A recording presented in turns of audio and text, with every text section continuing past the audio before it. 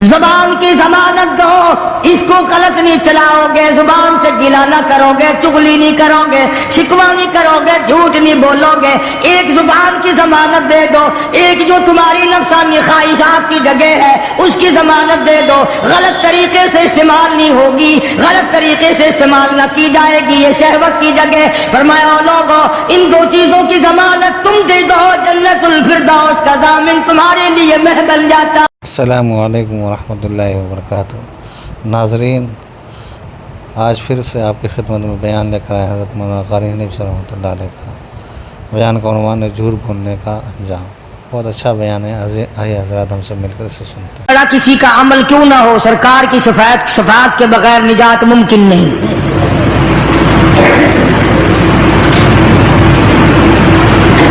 یہ وہ کلام الہی ہے جو سرکار مدینہ کو عطا ہوا، جو اللہ پاک کی زبان نے خود ادا فرمایا، جبریل امین نے لا کر سرکار کو دیا، سرکار نے زندگی بھر اس کی تلاوت فرمائی۔ آج جو میں نے آیتیں پڑھی ہیں ان کا خلاصہ یہی ہے۔ قرآن کریم میں اللہ پاک نے فرما دیا میرا محبوب جو تمہیں دے وہ لے لو، اور جس سے منع کرے اس سے ہٹ جاؤ۔ واتقوا اللہ، ڈرو میرے اس معاملے میں۔ اگر ایسا نہیں کرو گے تو تمہاری دنیا بھی برباد، تمہاری آخرت بھی برباد۔ پہلی امتوں کی بدعمالیوں کی وجہ سے ان کو دنیا ہی میں طرح طرح کی سزا بھگتنی پڑی، اس امت کو آخرت کے اوپر رکھ دیا گیا، جزا سزا سب کچھ وہاں ہوگا۔ کتنا خوش نصیب ہوگا وہ جوان جس کی قبر کے پاس سے مدنی کریم صلی اللہ علیہ وسلم گزرتے ہوئے فرمانے لگے اس قبر کے اندر لیٹا ہوا فلانا صحابی سورت ملک کی تلاوت کر رہا ہے۔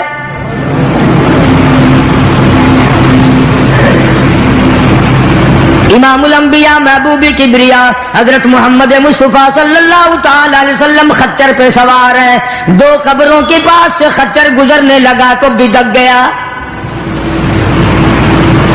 آپ وہیں پر اتر گئے، ان قبروں کے پاس کھڑے ہو کر آپ نے دعا فرمائی، کسی درخت کی شاخ ٹہنی منگا کر اس کے دو ٹکڑے کر کے دونوں قبروں کے اوپر ایک ایک ٹہنی گاڑ دی۔ صحابہ کرام کو خطاب کر کے ارشاد فرمایا محمد عربی صلی اللہ تعالی علیہ وسلم نے او لوگوں ان دونوں قبر والوں کو بڑا سخت عذاب ہو رہا تھا، آپ نے یہ بھی فرما دیا اس ایک قبر والے کو عذاب جو سخت میں نے دیکھا، میرا خچر بھی بدک گیا، اس کو پیشاب کی چھینٹوں سے نہ بچنے کی وجہ سے بڑا سخت عذاب ہو رہا ہے۔ آج لوگ جو نماز نہیں پڑھتے وہ کہتے ہیں چلو میرے کون سے کپڑے پلیت ہوں گے، پیشاب کیا اور یوں ہی کھڑا ہو گیا، نہ استنجا خشک کرتے ہیں نہ پانی سے استنجا کرتے ہیں، کئی بدبخت کھڑے کھڑے پیشاب کرتے ہیں۔ تو آقا مدنی حضرت محمد الرسول اللہ صلی اللہ تعالی علیہ وسلم نے فرمایا، صحابہ کرام کے سامنے فرمایا، اس دنیا میں فرمایا، اپنی حیاتی میں ہی فرمایا لوگوں پیشاب کی چھینٹوں سے بچنے کی کوشش کیا کرو، اس قبر والے کو بڑا سخت عذاب پیشاب کی چھینٹوں سے نہ بچنے کی وجہ سے ہو رہا ہے۔ جس طرح بیٹھ کے پیشاب کرو، ہوا کے رخ پہ نہ بیٹھو کہ چھینٹے اڑ کے نہ آئیں، نرم زمین پہ پیشاب کرو چھینٹے اڑ کر پیروں پہ نہ پڑیں، ایسی جگہ ڈھلوان کی طرح پیشاب کرو جہاں دور جا کے چھینٹے پڑیں۔ لوگ اس کو گناہ نہیں مانتے، اور خصوصاً جو انگریز کے چیلے ہیں وہ تو گناہ ہی نہیں سمجھتے۔ قرآن کریم میں اللہ تبارک و تعالیٰ نے صاف صاف فرما دیا میرے محبوب کی اطاعت تمہاری نجات ہے، میرے محبوب کا کہنا مانو گے تمہاری نجات ہو جائے گی۔ اور یہاں تو آپ نے قبر کے بارے میں صاف صاف فرما دیا لوگوں پیشاب کی چیٹوں سے پرہیز کیا کرو ورنہ قبر کا عذاب بڑا سختی سے ہوگا۔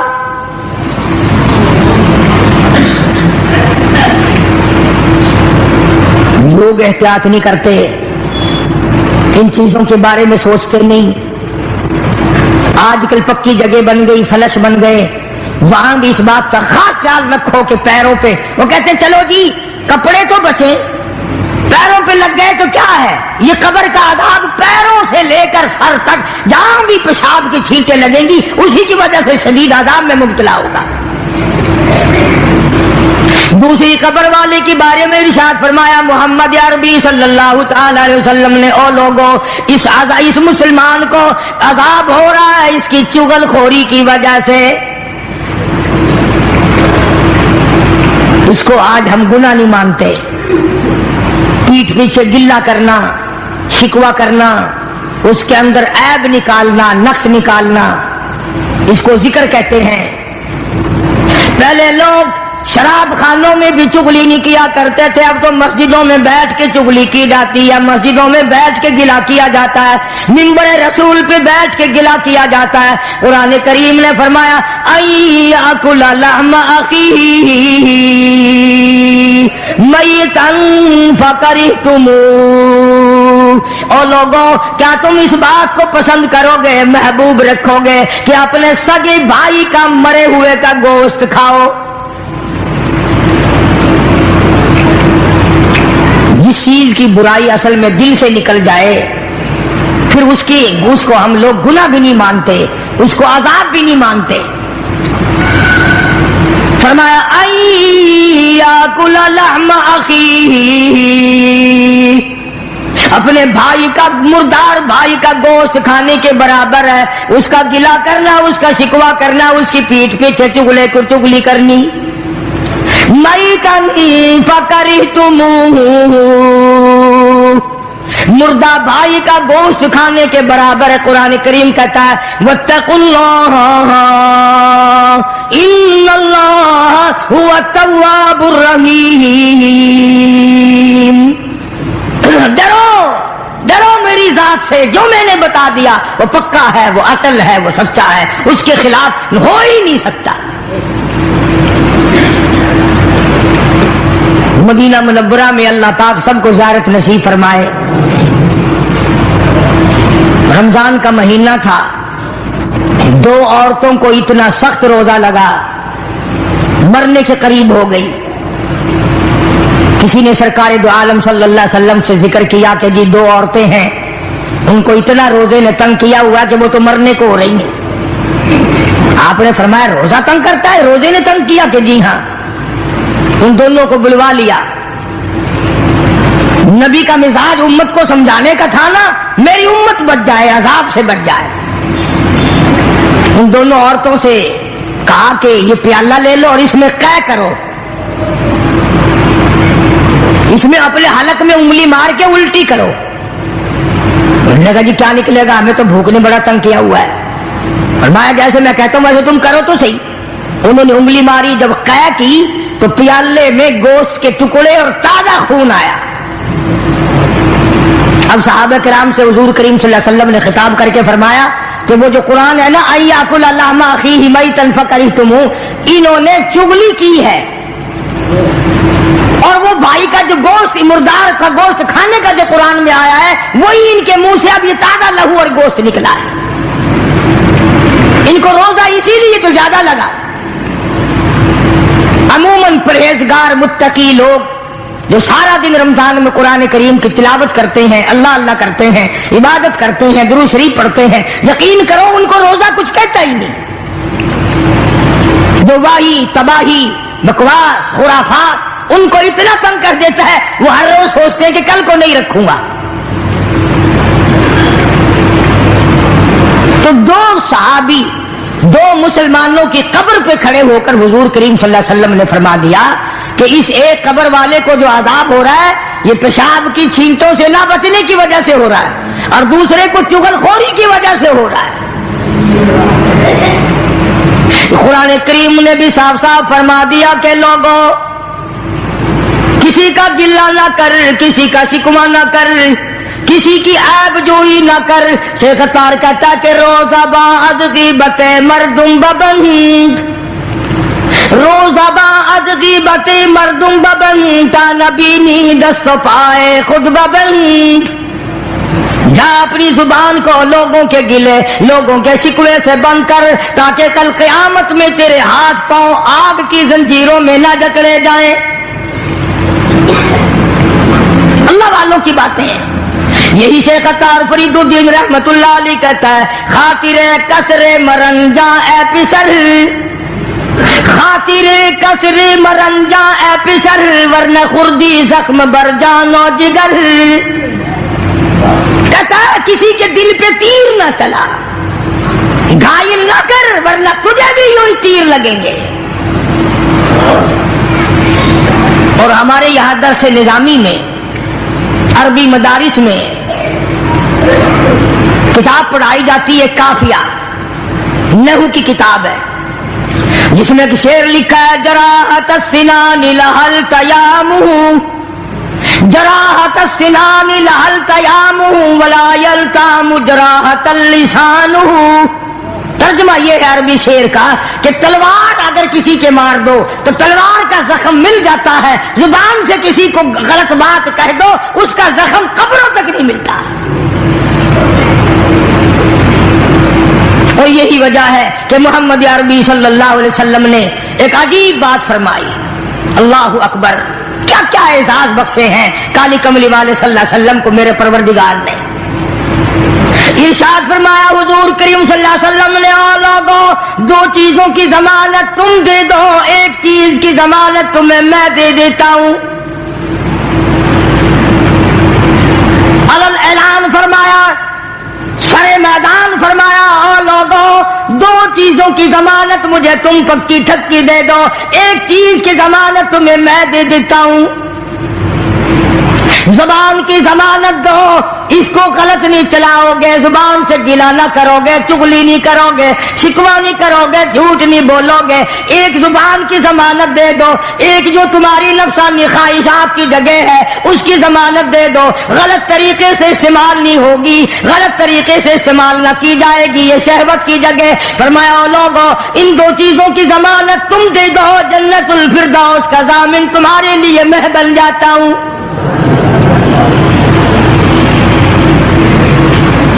میری ضمانت ہے میں تمہیں جنت لے کے دوں گا.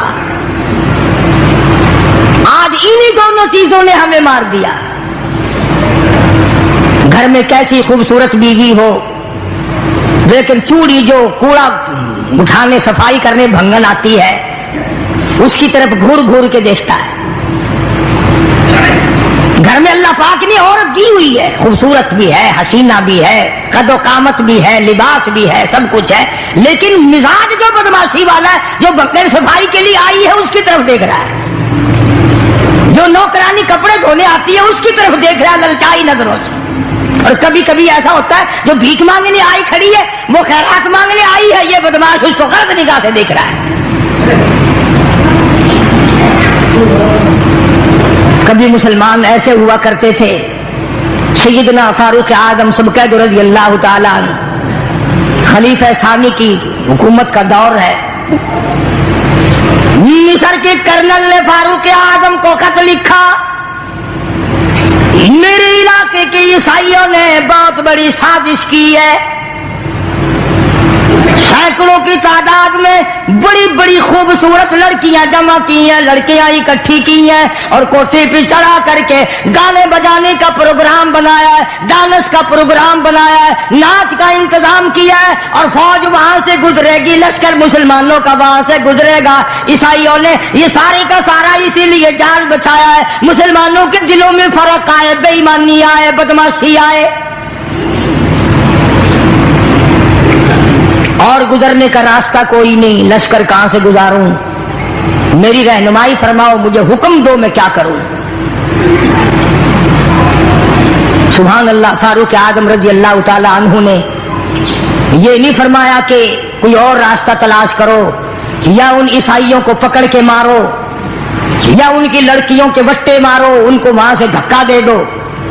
کیا بات کہی جو آج میری تیری عقل میں آنے والی نہیں، میرے تیرے ذہن میں آنے والی نہیں، میری تیری سمجھ میں آنے والی نہیں۔ جناب فاروق اعظم رضی اللہ تعالیٰ عنہ نے خط لکھ دیا، مصر کے کرنل کو خط لکھا، جنرل کو خط لکھا، فرمایا او اللہ والے کوئی خطرے والی بات نہیں، سارے مسلمانوں کے لشکر کو اکٹھا کر کے، ساری فوج کو اکٹھا کر کے، تمام کے تمام کو اکٹھا کر کے سورۃ نور کی قرآن کریم کی ایک آیت سنا دے، اس کے بعد سب کو حکم چلنے کا دے دینا۔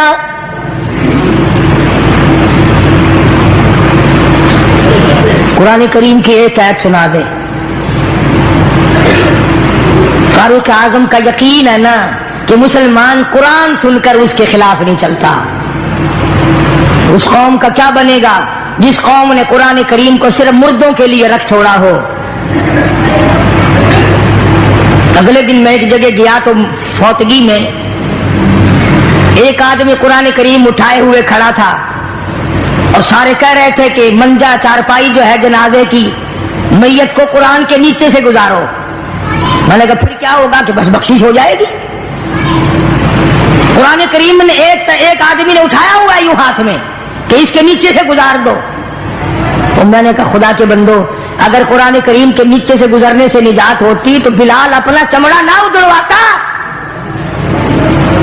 زنیرہ کی آنکھیں نہ نکالی جاتی، سمیہ کے چیر کر ٹکڑے نہ کیے جاتے، ابو بقیہ کی پسلیاں نہ توڑی جاتی، سعید ابن مسیب کو ٹکڑے ٹکڑے نہ کیے جاتے، اور سیدنا حسین رضی اللہ تعالی عنہ کا سارا خاندان پیاسا نہ جاتا۔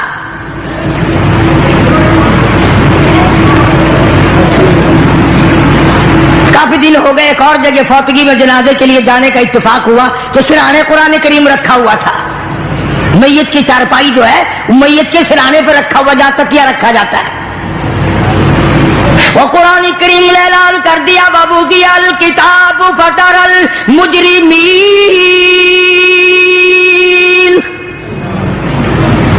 ساری عمر کی کرتوت کمائی کتاب کی شکل میں تیرے ہاتھ میں دے دی جائے گی، تو خود فیصلہ کرے گا۔ فَمَن يَعْمَلْ مِثْقَالَ ذَرَّةٍ خَيْرًا يَرَهُ وَمَن يَعْمَلْ مِثْقَالَ ذَرَّةٍ شَرًّا يَرَهُ۔ اللہ پاک نے اعلان کر دیا لوگوں، ذرہ برابر نیکی کرو گے وہ بھی سامنے آ جائے گی، ذرہ برابر برائی کرو گے وہ بھی سامنے آ جائے گی۔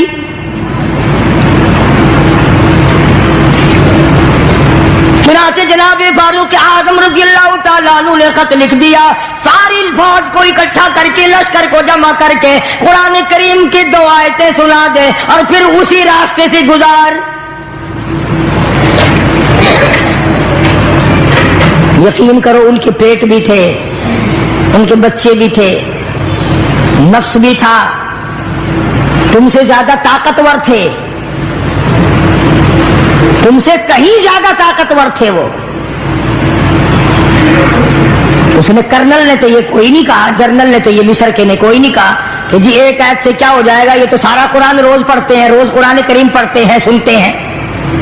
چنانچہ فاروق اعظم رضی اللہ تعالیٰ عنہ کے خط پہ عمل کرتے ہوئے سارے لشکر کو جمع کر لیا، ساری فوج کو اکٹھا کر لیا اور تمام کو جمع کر کے فرمایا وَقُلْ لِلْمُؤْمِنِينَ يَغُضُّوا مِنْ أَبْصَارِهِمْ وَيَحْفَظُوا فُرُوجَهُمْ ذَلِكُمْ أَزْكَىٰ لَكُمْ إِنَّ اللَّهَ خَبِيرٌ بِمَا يَصْنَعُونَ۔ اور لوگوں اپنی آنکھوں کی حفاظت کرو، اپنے دلوں کی حفاظت کرو، اپنی شرمگاہ کی حفاظت کرو، اپنی نفسانی خواہشات کی جگہ کی حفاظت کرو۔ اگر تم تھوڑی سی آنکھ سے بھی دیکھو گے ان اللہ خبیر بما یصنعون، میں خدا تمہیں دیکھ رہا ہوں۔ مصر کے جنرل نے، مصر کے کرنل نے قرآن کی ایک آیت سنا دی اور اس کے بعد حکم دیا کہ اسی علاقے سے، اسی گلی سے، اسی ٹھکانے سے گزرے جہاں عیسائیوں کی سینکڑوں لڑکیاں بیٹھی ہیں، حسن و جمال کا پیکر جمع ہے، ڈانس ہے، گانا ہے، بجانا ہے۔ آج الٹا معاملہ ہو رہا ہے. جو جو ہم قرآن پڑھتے ہیں، پڑھاتے ہیں، سنتے ہیں، سناتے ہیں، جس گھر میں کبھی گانا بجانا نہیں ہوا آج ٹی وی ٹیلی ویژن آ گئی، اس کی وجہ سے گانا بجانا ہو رہا ہے. گھر گھر میں وی سی آر کی ٹھنکار لگی ہوئی ہے اور گھر والوں کا خیال بھی نہیں کہ گناہ ہو رہا ہے، بربادی ہو رہی ہے، بچیوں کے اخلاق تباہ ہو رہی ہیں. بڑے بڑے حاجی نمازی مولویوں کے گھروں میں وی سی آر آ گئے. ایمانداری سے خانے خدا میں بیٹھ کے فیصلہ کرو، ہمیں مرتے وقت ایمان کی رتی کیسے ملے گی؟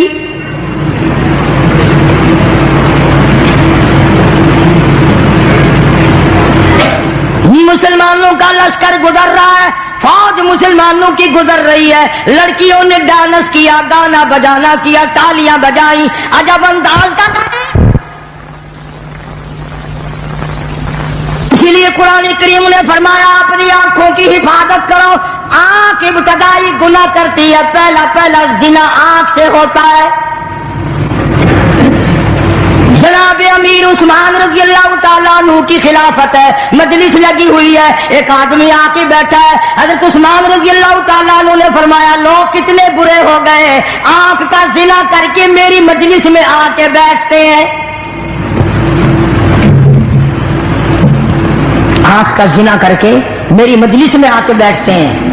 کسی نے فوراً اعتراض کر دیا وہی آئی ہے آسمان سے، تمہیں کیسے پتا چلا؟ جناب عثمان رضی اللہ تعالیٰ عنہ فرمانے لگے تمہیں کیا معلوم ہے، جب سے میری مجلس میں وہ آدمی آ کے بیٹھا ہے میری مجلس میں گناہوں کی بدبو مچ گئی.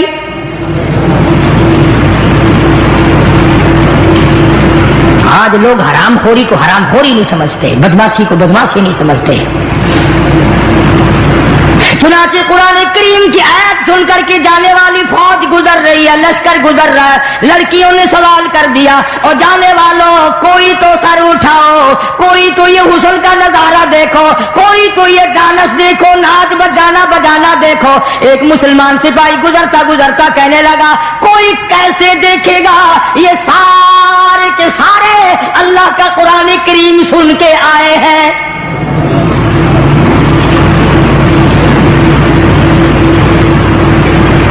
ہم نے تو نہیں کبھی سنا.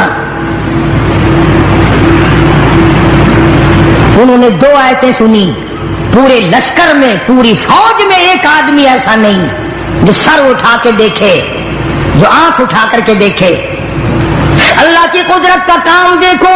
عیسائی لڑکیاں کہنے لگی اور جانے والوں اور مسلمانوں اور محمد عربی صلی اللہ علیہ وسلم کے غلاموں، ایسا قرآن جو حسن کے نظارے سے روک دے، جو ڈانس اور گانے بجانے سے روک دے، حسن و جمال کا پیکر ہم نے اکٹھا کیا، کوئی دن دیکھنے والا نہ ہو.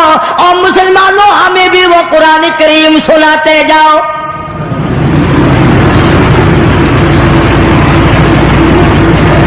ہمیں بھی وہ قرآن سناتے جاؤ. چنانچہ ایک مسلمان سپاہی گزرتا گزرتا جا رہا ہے اور پڑھتا قل للمؤمنین یغضوا من ابصارہم ویحفظوا فروجہم. اور لوگوں اپنی آنکھوں کی حفاظت کرو، اپنی شرمگاہوں کی حفاظت کرو. ان ذالکم ازکی لکم، پرہیزگاری اپناؤ.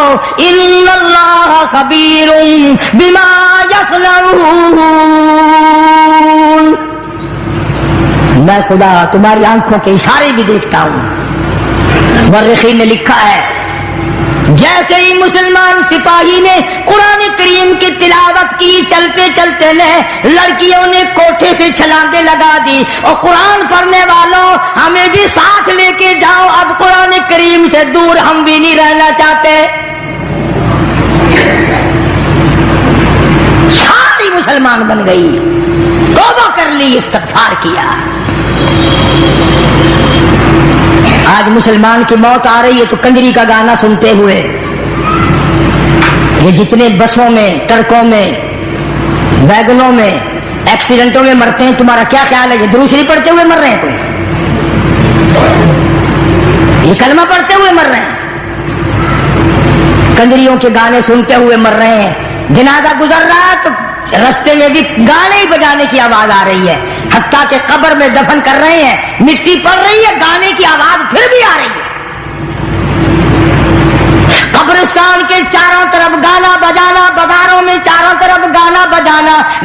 میں گانا بجانا اور بدماشی پھر کس بلا کا نام ہے؟ بغیرتی کمینہ پن کس بات کا نام ہے؟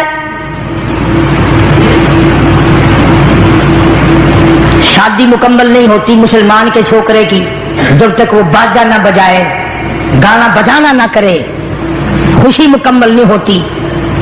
ہمیں تو کوئی اعتراض نہیں، کرو خوب رج رج کے کرو جو کسی کے دل میں آتا ہے، مگر یاد رکھو یہ بات، خدا کی عدالت میں اندھیر نہیں ہے۔ تم نے جو کمر باندھ رکھی ہے کہ جو کچھ بھی ہو جائے ہم نے سرکار دو عالم صلی اللہ علیہ وسلم کی مخالفت کرنی ہے، ہر اس کام کو کرنا ہے جس سے آقا نے منع فرمایا، یاد رکھو۔ پھر خدا نے بھی اعلان کر دیا، فرمایا ان بطش ربک لشدید، پھر آ جا میں تجھے سخت عذاب دینے کے لیے تیار بیٹھا ہوں۔ پھر ایسا ایسا عذاب، تکلیف دینے والا عذاب۔ کئی سال ہو گئے اخباروں میں آیا تھا، کوئی نئی نہر کھدوائی گورنمنٹ نے، کھدائی کے دوران پرانا قبرستان آیا، ایک ایکسین صاحب کی طرف سے لکھا ہوا تھا کہ انہوں نے بھی دیکھا اور کافی سارے لوگوں نے دیکھا کہ ایک قبر کے اندر ہڈیوں کا ایک ڈھانچہ اور اس کی کھوپڑی کے قریب کئی شیر کا ایک وٹھوا بچھو بیٹھا ہے، گوشت نہیں، چمڑا نہیں، ہڈیوں کا ڈھانچہ ہے۔ تو لکھا تھا کہ جب وہ ڈک مارتا تھا کھوپڑی میں، پیروں کی طرف سے بالکل سیدھا کھڑا ہو جاتا تھا۔ کوئی ٹھکانا عذاب الہی کا، جتنا وہ کریم ہے، جتنا وہ رحیم ہے، جتنا وہ ستار و غفار ہے، جب اس کی بے نیازی پہ آئے تو قہار و جبار بھی ہے۔ آج ہمارے گھروں سے سکون نکل گیا، اطمینان چلا گیا، خیر و برکت رخصت ہو گئی، اللہ اللہ ہمارے گھروں میں نہیں رہی، عورتیں نماز نہیں پڑھتی، مرد نماز نہیں پڑھتے، قرآن کریم کی تلاوت کرنے والا کوئی نہیں۔ بتاؤ یہ گھر ہے مسلمان کا گھر ہے یا کراڑ کی منڈی ہے؟ بس وہ طریقہ تجھے بتا دیا ملا نے کہ مرنے کے بعد 1 گھنٹہ قرآن کریم پڑھوا لینا، 80 سال کی نمازیں ختم، 80 سال کے روزے معاف ہو جائیں گے، 80 سال کی بدماشی معاف ہو جائے گی، جوا تاش سارا معاف ہو جائے گا۔ چٹی داڑھی، بڑے پایا ہوا، قبر میں پاؤں لٹک رہے، اب بھی تاش کھیل رہے ہیں۔ ابو داؤد شریف میں حدیث پاک ہے، ارشاد فرمایا محمد عربی صلی اللہ تعالی علیہ وسلم نے، اور لوگوں جو آدمی تاش کھیلتا ہے ایسا سمجھو جتنی دیر تک تاش کھیلتا رہا جیسا کہ سور کے لہو میں ہاتھ ڈبوئے بیٹھا ہے۔ اور اتنی سختی تو محمد عربی صلی اللہ علیہ وسلم نے کہیں بھی نہیں فرمائی کہ جوا کھیلنے والا، تاش کھیلنے والا سلام کرے تو اس کے سلام کا جواب نہ دو، اگر سلام کرے اس کے سلام کا جواب نہ دو۔ یہاں ساری رات کھپ جاتی ہے، بچپن سے عادت پڑتی ہے غلط چیزوں کی، نہ ماں باپ ٹوکتے ہیں، نہ کوئی اور طرح کی باتیں کرتا ہے۔ بہرحال دین کسی کا محتاج نہیں، قرآن کسی کا محتاج نہیں، اللہ کا دربار کسی کا محتاج نہیں۔ جو کرو گے تمہارے پلے باندھ دیا جائے گا، جو نہیں کرو گے وہ تمہیں نہیں ملے گا۔ لاکھ ملا کوشش کرے، جب تک تیرا اپنا عمل صحیح نہیں، نجات ممکن نہیں۔ تم نے سہارا بنا لیا ہے، کوئی کہتا ہے میت کو قرآن کے نیچے سے گزار دو، کوئی کہتا ہے قرآن کو سرہانے رکھ دو، کافی ہے۔ آؤ تم کہو گے تو صحیح، مگر سن جاؤ قاری حنیف سے مدنی کریم صلی اللہ علیہ وسلم کی حدیث پاک، نبی کا غلام ہے، نبی صلی اللہ علیہ وسلم کا غلام ہے۔ بتاؤ غلام ہو حضور کا اور سامان ہو حضور کا صلی اللہ علیہ وسلم۔ توجہ کرو، دل کی تختی پہ لکھ کے لے جاؤ، کام آئے گی زندگی بھر یہ بات۔ غلام بھی نبی کا، سامان بھی نبی کا، ڈاچی بھی نبی کی صلی اللہ علیہ وسلم، تینوں چیزیں نبی کی ہیں۔ غلام بھی سرکار کا، سامان بھی سرکار کا، ڈاچی بھی سرکار کی صلی اللہ علیہ وسلم۔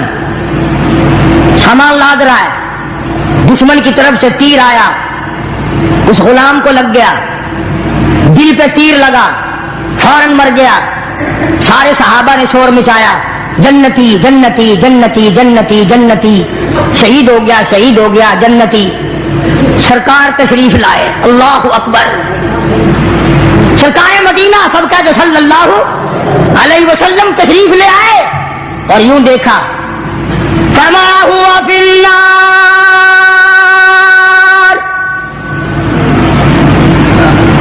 और लोगों में मोहम्मद रसूलुल्लाह सल्लल्लाहु अलैहि वसल्लम की आंख देख रही है, आग में चला गया।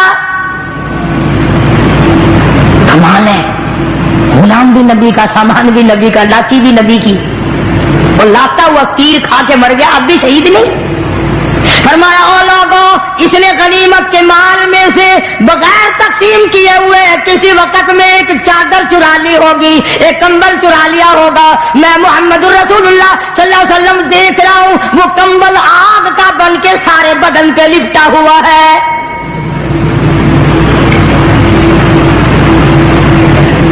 ये यूं ही तो नहीं मस्जिद में से जुत्ती उठाकर ले जाते हैं। चलो जी, जुत्ती लग गई है, पता चलेगा, कब्र आने तो दे, मौत आने तो दे। साफ नबी ने फरमा दिया कि मेरी आंख देख रही है कि वो चादर आग की बनकर सारे बदन पे लिपटी हुई है।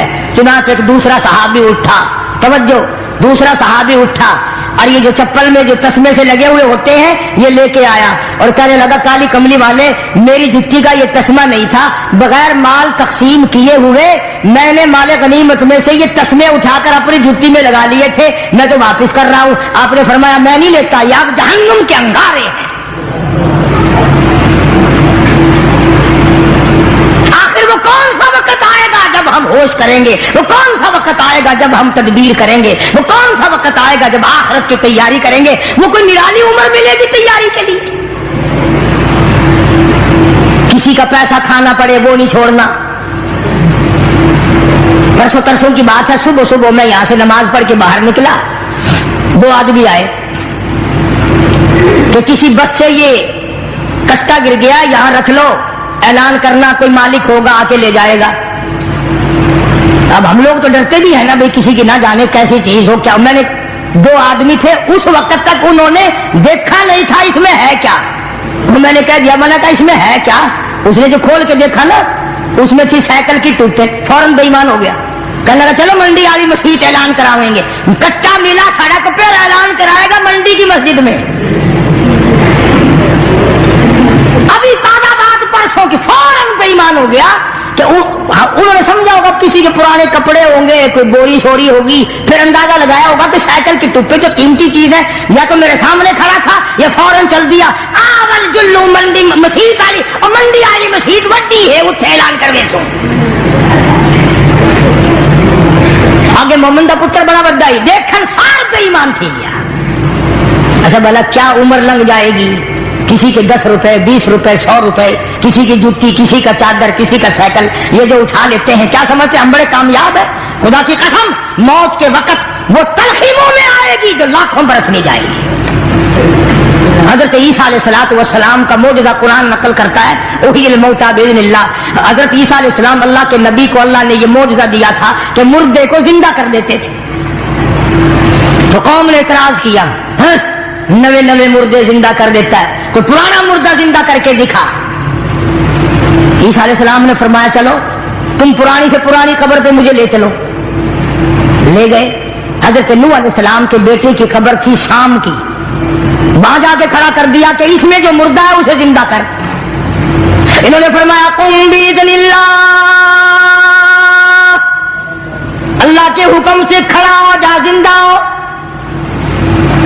उसने यूं सिरी बार निकाली, लोगों ने भी देखा, ईसा अलैहिस्सलाम ने भी देखा, सफेद दाढ़ी। हजरत ईसा अलैहिस्सलाम ने फरमाया, तुझे क्या हुआ, तू कौन है। उसने कहा, मैं शाम हूं, नूह अलैहिस्सलाम का बेटा हूं। उन्होंने कहा, तुम्हारे जमाने में तो सफेद बाल होते ही नहीं थे, तुम्हारे जमाने में सफेद बाल होते ही नहीं थे, ये तेरी दाढ़ी कैसे सफेद हो गई। कहने लगा, जब यकदम अब मुझे उठने का हुक्म मिला, मैं समझा क़यामत आ गई, इतने फिक्र ने मेरी काली दाढ़ी को सफेद कर दिया। तो आज हमारे तसव्वुर में कहां है ये चीजें। गौर करो, ख्याल करो, मेरी किसी से लड़ाई नहीं, झगड़ा नहीं।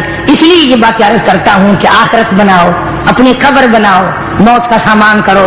اللہ کے عذاب سے بچنے کی تدبیریں کرو. اللہ پاک مجھے اور آپ کو عمل کی توفیق عطا فرمائے. وآخر دعوانا الحمدللہ رب العالمین. اللهم صل وسلم وبارك على سيدنا ومولانا محمد وعلى آل سيدنا ومولانا محمد وبارك وسلم. یا اللہ سب مریضوں کو شفا عطا فرما. کوئی بچی بیمار ہے اللہ پاک اس کو بھی صحت کاملہ عطا فرما. سرفراز خان میرے دوست ہیں, ان کی ایک پریشانی ہے کافی دنوں سے, اللہ پاک اپنے فضل و کرم سے محض اپنی مہربانی سے اس پریشانی کو دور فرما. اور جتنوں نے بھی دعاؤں کے لیے جو خدا بخش کا بھائی بیمار ہے اللہ صحت کاملہ عطا فرمائے. مولانا عبید اللہ انور مدذلہ حضرت لاہوری رحمۃ اللہ علیہ کے صاحبزادے بہت بڑے ولی اللہ ہیں, کئی دنوں سے اسپتال میں ہیں, بے ہوش رہے اب ہوش میں ہیں. دعا فرماؤ اللہ پاک صحت کاملہ عطا فرمائے. سب مریضوں کو شفا عطا فرما, سب کے دکھ دردوں کو دور فرما, سب کی پریشانیوں کو دور فرما, سب کے کاروبار میں برکت عطا فرما. یہ جتنے ساتھی ہیں مسجد میں آتے ہیں انتظام کرتے ہیں, یا اللہ تمام کے کاروبار کو, تمام کی دینی دنیاوی زندگی کو چمکا دے, اس کو اپنی رونقوں سے اس کو دوبالا فرما دے. یا اللہ مسجد مدرسے کے خدمت گزاروں کے مال و جان میں برکت عطا فرما. کسی کو کسی کا محتاج نہ بنا, اپنے دروازے سے ہم سب فقیروں کو جھولیاں بھر دے.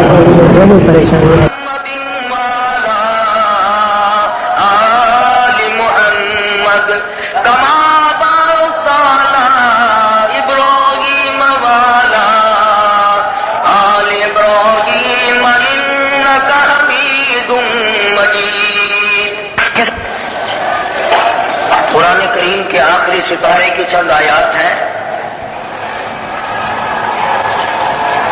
سورہ تطفیل ہے, مکے پاک میں نازل ہوئی.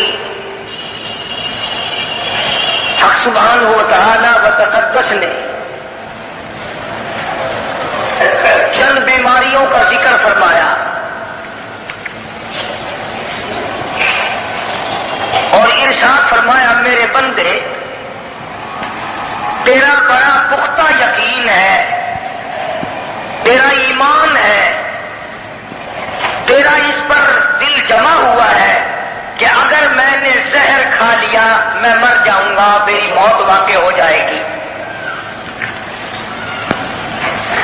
عورتوں کا بھی یہ یقین ہے, مردوں کا بھی یہ یقین ہے, بوڑھوں کا بھی یہ یقین ہے, جوانوں کا بھی یہ ایمان ہے, حاکموں کا بھی یہ یقین ہے, محکوموں کا بھی یہ یقین ہے, گورنر کا, صدر کا, ڈاکٹر کا, پیر کا, مولوی کا, فقیر کا, درویش کا, سب کا یہ یقین ہے کہ اگر میں نے زہر کھایا تو میری موت آ جائے گی.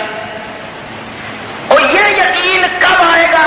اگر میں نے کسی کا حق کھایا تو میرے ایمان کی موت آ جائے گی.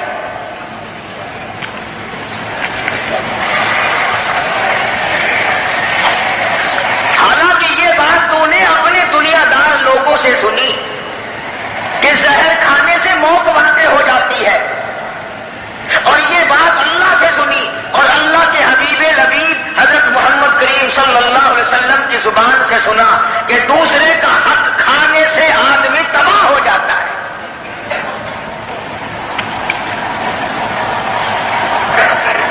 لیکن آج اس پر یہ یقین جمع ہوا ہے کہ صاحب کون دیکھ رہا ہے. سیدنا فاروق اعظم سب قید رضی اللہ تعالی عنہ کا زمانہ ہے, عہد فاروقی ہے. اللہ غنی, رعایت ہوتی ہے, بادشاہ اور خلیفہ امیر المومنین مدینے کی گلیوں میں چکر لگاتا ہے. رعایت ہوئی ہوئی ہے, بادشاہ پہرے داری کرتا ہے, پبلک آرام کرتی ہے, حکمراں کھڑا ہو کر نگہبانی اور حفاظت کرتا ہے.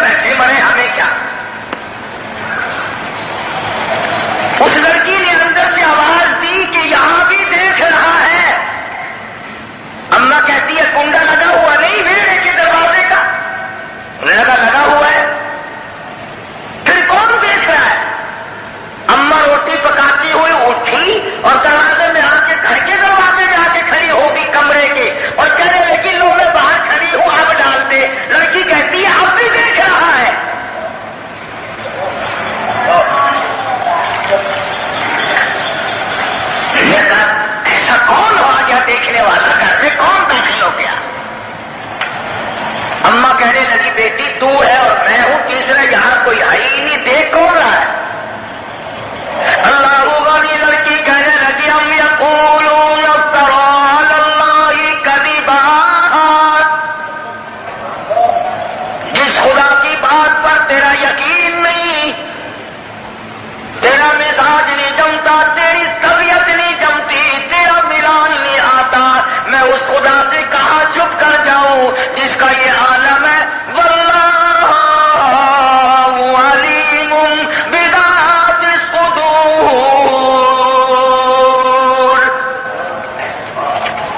جو ہمارے دلوں کے راز سے واقف ہے، ہمارے دلوں کے حالات سے واقف ہے، ابھی دل میں ارادہ آنے بھی نہیں پاتا، اللہ جل شانہ پہلے جانتے ہیں، فرمایا یعلم خائنۃ الاعین وما تخفی الصدور،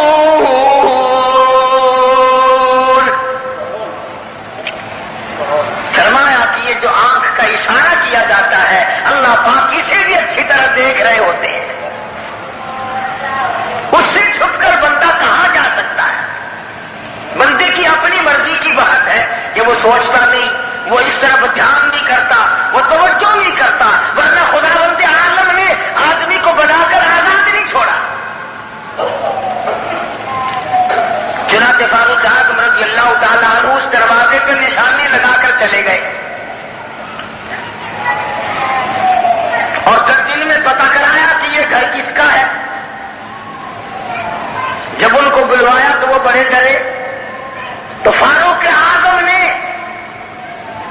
اپنے بیٹے یا پوتے کے لیے اس لڑکی کا رشتہ منت کر کے مانگا جو اتنی جانبدار ہو۔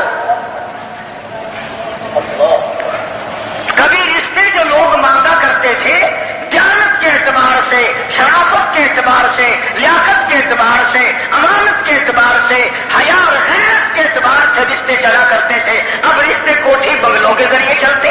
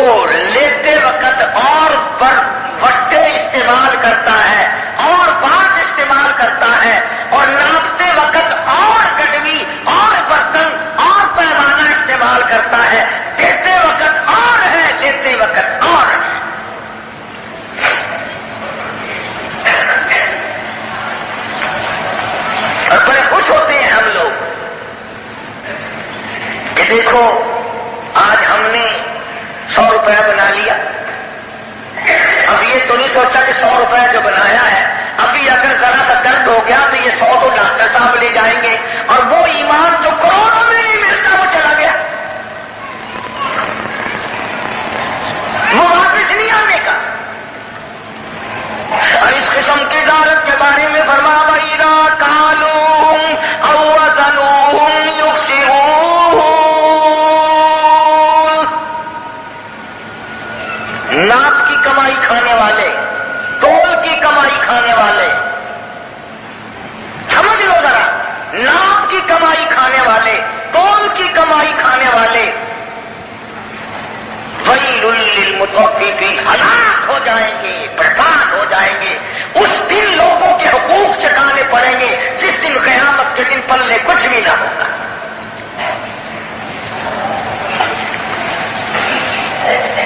آج آدمی کسی کا روپیہ لے کر بے ایمان ہو جائے تو ظاہر اس کا کچھ نہیں بگڑتا۔ انگریزوں کے ملک میں کسی آدمی نے جا کر کے کاروبار کیا یا مزدوری کی، کمایا، تو کسی انگریز کے پاس روپیہ جمع کرتا رہا۔ کوئی عیسائی انگریز تھا، اس کے پاس روپیہ جمع کرتا رہا کہ جب میں اپنے وطن جاؤں گا تو اس سے لے لوں گا۔ چنانچہ جب اس نے وطن آنے کا پروگرام بنایا اور انگریز سے اپنا روپیہ مانگا جو 2-3 سال کما کر اس کے پاس جمع کیا تھا، جوڑا تھا، اکٹھا کیا تھا، انگریز مکر گیا۔ لگا نہیں میرے پاس تیرا کوئی بھائی پیسہ نہیں۔ اس نے بڑی کوشش کی کہ دیکھو جی مجھے اتنے، میں وطن سے بے وطن ہوا، پردیس نکلا، مصیبت خریدی، تکلیف اٹھائی، میرا روپیہ تیرے پاس ہے؟ وہ کہنے لگا نہیں۔ اس کے ملنے والوں کو لے کے گیا، انکار کر دیا۔ یہ بیچارہ بڑا پریشان کہ میرا تو ملک سے آنا نہ آنا برابر ہی ہو گیا، کیا فائدہ ہوا میرا ملک سے نکلنے کا، گھر سے بے گھر بھی ہوا، کوئی بات۔ بیچارہ بڑا پریشان تھا، کسی نے مشورہ دیا کہ گرجے میں چلا جا، جیسے ہماری مسجدیں ہیں، عیسائیوں کا گرجا ہوتا ہے، اور وہاں پادری تجھے ملے گا، یعنی عیسائیوں کا مولوی ملے گا، اس کو جا کے شکایت کر، وہ دلوا سکتا ہے۔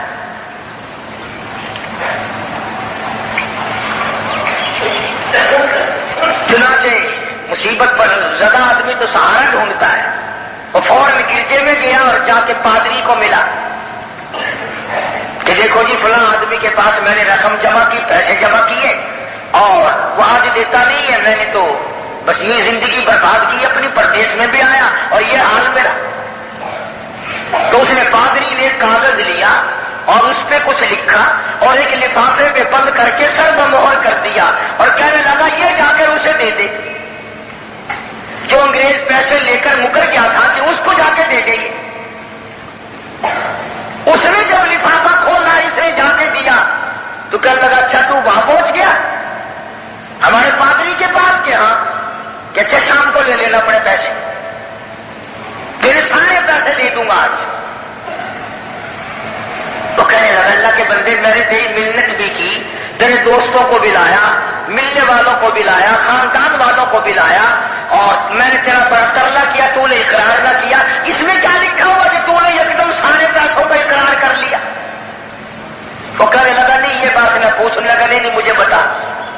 کہنے لگا وہ انگریز جو پیسوں سے مکر گیا تھا کہ میرے پادری نے، میرے مولوی نے، میرے مقدس باپ نے مجھے یہ لکھا ہے کہ ہمارا شک پڑتا ہے کہ تو مسلمان ہو گیا ہے۔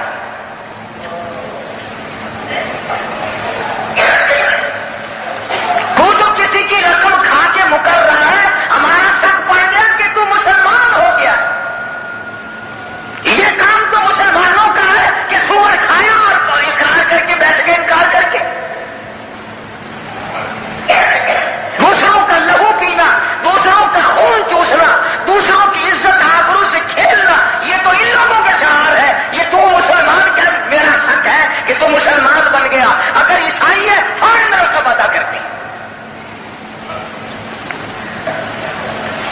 تو ہمارے لیے ڈوب مرنے کی بات ہے کہ عیسائی ہمیں یہ سمجھتا ہے، آج یہودی یہ کہتا ہے کہ بدعمالی اور اپنے نبی کی مخالفت اور قرآن کریم کی مخالفت اور اللہ کی توحید سے بغاوت، یہ سارے کے سارے کام مسلمان کرتا ہے اور کوئی نہیں کرتا۔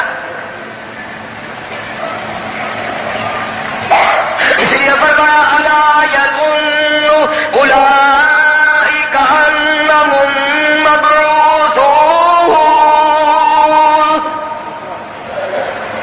لیوم عظیم یوم یقوم الناس لرب العالمین.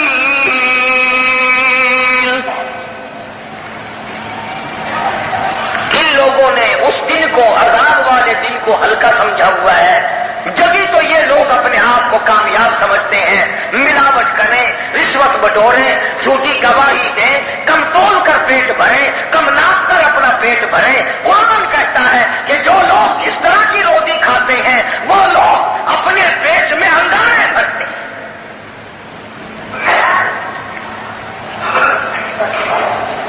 اور اس پر آدمی کا دھیان بھی نہیں جاتا، توجہ بھی نہیں جاتی. اولیاء کرام کی بات سن لو. ایک بزرگ نے چھہارے خریدے کسی دکان سے اور یوں کرتے کے پلے میں وہ لیے، وہ دامن میں اپنے پلے میں ڈالتے وقت چھہارے نیچے گر گئے دکان میں.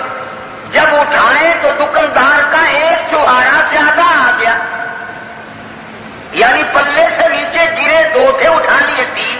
اٹھائے اپنے سمجھ کے ہیں. چھہارے لے کر کے سفر کر رہا ہے، نماز کے لیے نیت باندھ لی. 2 آدمی برابر میں آئے اور ایک کہنے لگا تو جانتا ہے یہ کون ہے؟ کہ ہاں. کہ کون ہے؟ کہ وہ ہے جو دکاندار کا چھہارا اٹھا کے لے آیا. دوسرے کا چھہارا اٹھا کے لے آیا، کہاں سے لے آیا؟ تو لگا کہ کیوں اس نے چوری کی ہے؟ لگا نہیں، اٹھایا تو بھول میں ہے مگر ایک چھہارا زیادہ آ گیا. توجہ کرنا کہ پھر تجھے کیا تکلیف ہوئی، تو کیوں بتا رہا ہے کہ ایک چھہارا زیادہ آ گیا؟ کہنے لگا میں ڈرتا ہوں جس حلق میں آج تک پرایا حق گیا ہی نہیں، چھہارا بھی نہ جائے تو اچھا ہے. جس کے حلق میں آج تک پرایا حق گیا ہی نہ ہو، وہ ایک چھہارا بھی کیوں چلا جائے. چنانچہ بزرگ فوراً خبردار ہو گئے. وہ بزرگ جیسے اللہ والے، انہوں نے جا کر کے دکاندار سے جب وہ دلوائے تو باقی ایک چھہارا زیادہ نکلا. مطلب میرا یہ کہ اگر کسی آدمی کی یہ نیت ہو کہ یہ منہ کا کھایا ہوا، یہ پیٹ میں گیا ہوا، یہ آنکھوں کا مزہ، یہ زبان کا مزہ، یہ خواہشات نفسانی کا مزہ، یہ آج تو مزہ ہے، کل کو اتنی زبردست عذاب بن کے لپٹے گا کہ تباہی ہو جائے. اسی کو قرآن کریم نے دوہرا دیا، کلا ان کتاب الفجار لفی سجین. فرمایا خبردار، حق حقوق العباد کی پرواہ کرو. نبی کریم صلی اللہ علیہ وسلم نے جب بھی کسی کا جنازہ پڑھایا کبھی یہ نہیں پوچھا اس کے بدلے کتنے ہیں، اس کی کوٹھی کتنی ہے، اس کی جائیداد کتنی ہے، بلکہ جس میت کے قریب سرکار مدینہ سب کہہ دو صلی اللہ علیہ وسلم تشریف لائے، یوں فرمایا کرتے تھے اس کے ذمے کسی کا قرض تو نہیں. اگر قرض ہوتا، جب تک کوئی ضامن نہ بنتا کہ میں ادا کروں گا، سرکار مدینہ صلی اللہ علیہ وسلم جنازہ پڑھانے سے الگ ہو جاتے. یہ تھوڑی بات ہے کہ سرکار جس کا جنازہ چھوڑتے ہیں، کیا خیال ہے؟ جب تک ضامن نہ کوئی بنے، پرواہ نہیں کرتا آج کا مسلمان. اور حضور اکرم صلی اللہ تعالی علیہ وسلم نے یہ ثابت کر دیا، اور لوگوں آج بھی جب جنازہ ہو تم یہ تو شور کرتے ہو جنازے کے بعد دعا کیوں نہیں مانگی، یہ بھی شور کرتے ہو اعلان کیوں نہیں کیا، کلخانی کے دن کیوں نہیں گنے. تم نے کبھی یہ بھی پوچھا اور اس مرنے والے کے ذمے کسی کا قرض تو نہ ہو؟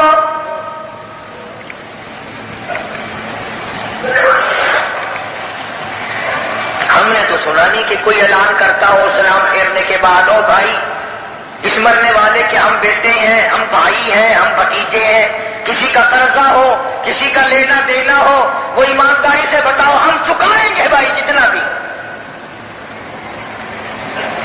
بلکہ آج کل تو حالات یہ بنے ہوئے ہیں، کئی جگہ سنا کہ جس کے پاس آئے نا اس قسم کا موقع کہ بھائی میں نے پیسے لینے مرنے والے سے،